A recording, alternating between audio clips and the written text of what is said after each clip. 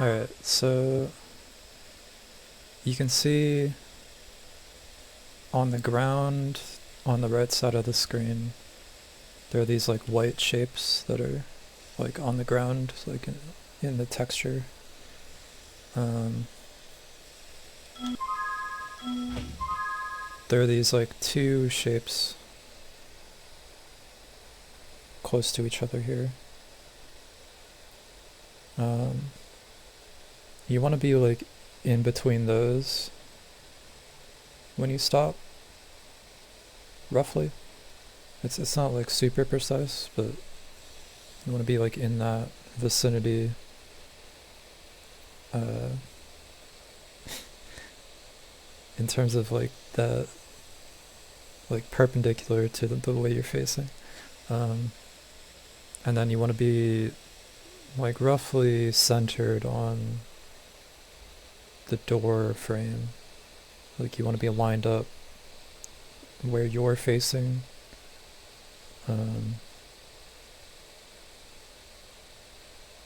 With the center of the door frame. So let me reload the level so I can show what I mean with that.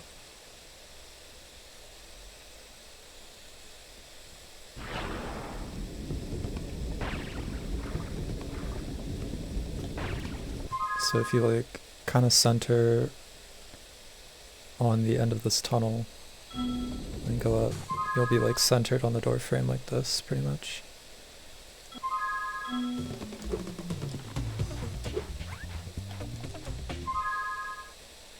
So you want to stop, you want to like keep that line and then stop roughly in between those two like white shapes that were on the ground.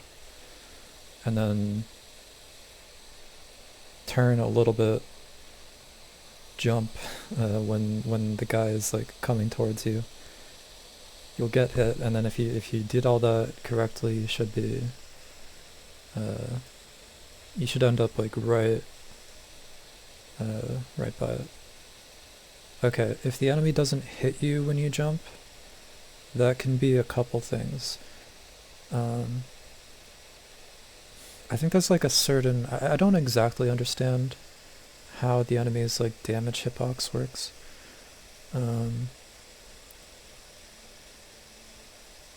Do a tap jump. You probably want to jump a little higher than that, but you don't want to do like a full jump. You want to be like in between like a full jump and a tap jump somewhere. I don't know the exact ratio. Here, let me try to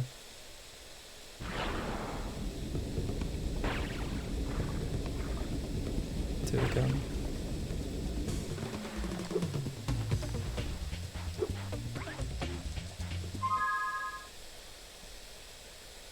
I try to jump so that I'm like kind of falling down onto the guy as he's like coming in contact with me. I think if you jump up while he's like right in front of you, when I was doing that, I was like not getting hit a lot more often.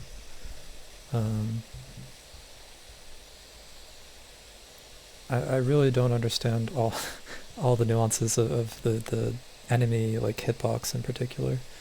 But I know enough to consistently get hit if I set it up correctly.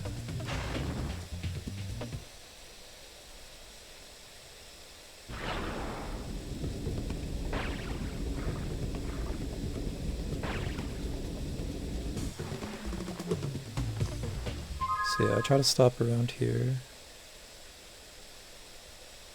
and then jump like, I screwed it up. I'm not sure how to describe the jump timing. You might just have to like watch what I do. Just like watch a clip back. When you get the clip, you oftentimes died before reaching the sub area. Like you were too low, so you fell. Yeah, I think jumping a little higher will help with that. You want to be... So the way I do it, I get hit, and then like as I'm like starting to glide, I'm also turning so that I'm like facing the right way when I start gliding, because that helps me like get there efficiently. So I usually get there with a good amount of height to spare, like enough that I can charge into the tunnel instead of just falling.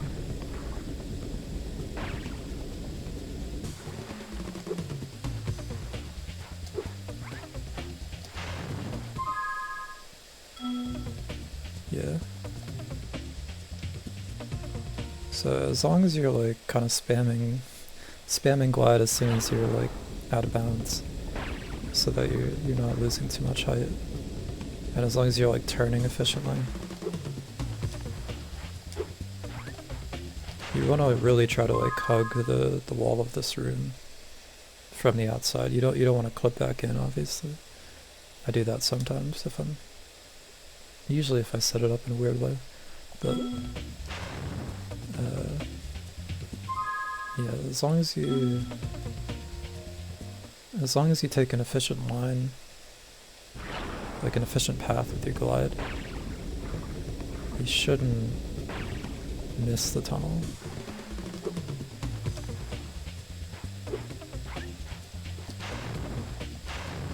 Especially if you like, while you're still like kind of going up from getting hit, you can like move out of bounds and like start moving in that direction.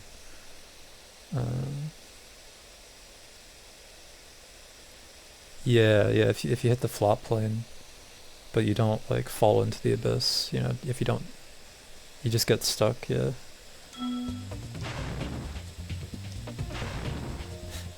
Yeah, if you're in zombie when that happens, then it's like a true soft lock. You can't even pause. You just gotta reset the game.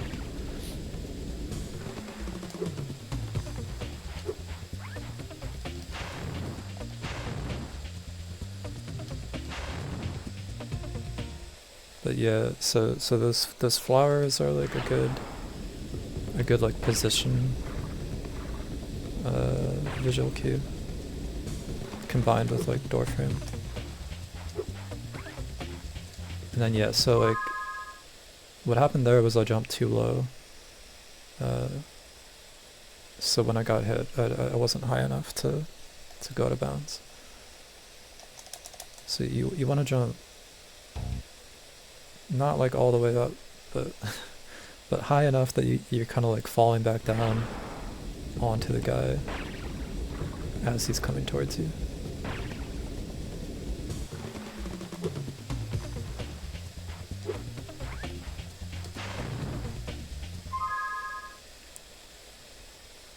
If you do that, then it kind of like papers over some timing issues that you have if you try to jump lower.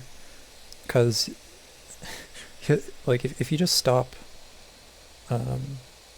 like as without like turning, if you stop like as you're triggering him to run towards you, and you jump from that position, when he hits you, he'll kind of like,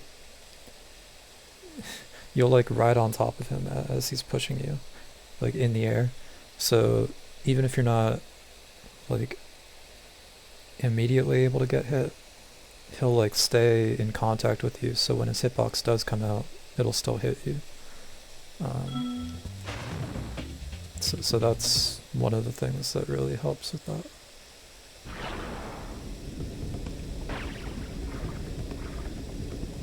Yeah, like I had a lot of issues. I think the first video that I watched,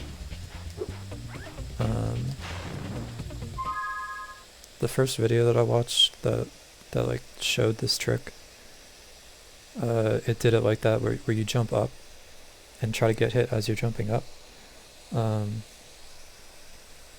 that was like barely working for me. that was like really giving me trouble.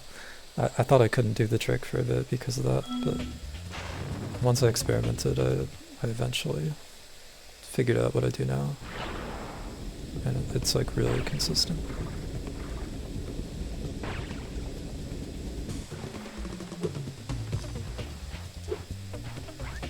I still have that happen sometimes, and I don't really know why.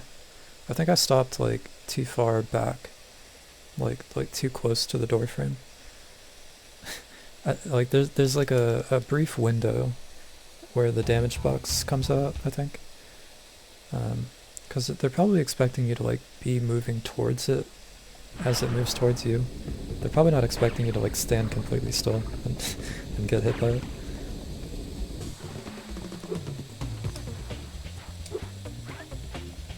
So I think if you stop like too far back, the damage hitbox will like disappear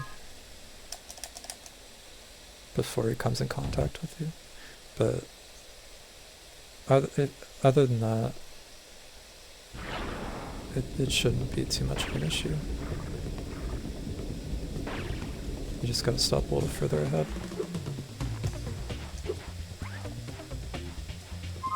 Like there I jumped too low again, so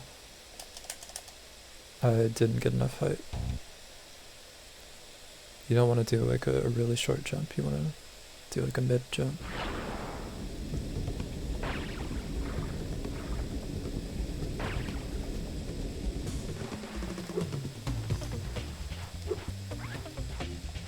Oh, yeah.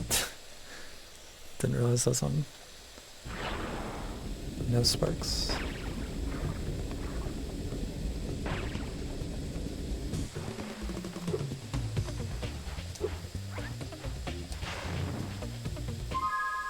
Yeah, I guess like if you have to choose between going too far forward and stopping too far back, you want to go a little too far forward because, like I said, you'll kind of like ride on top of the shell guy, and it'll hit you with a bit of delay, but it'll hit you.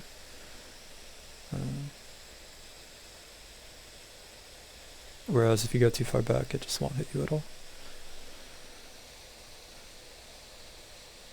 Yeah, give it some more practice. It really isn't that bad.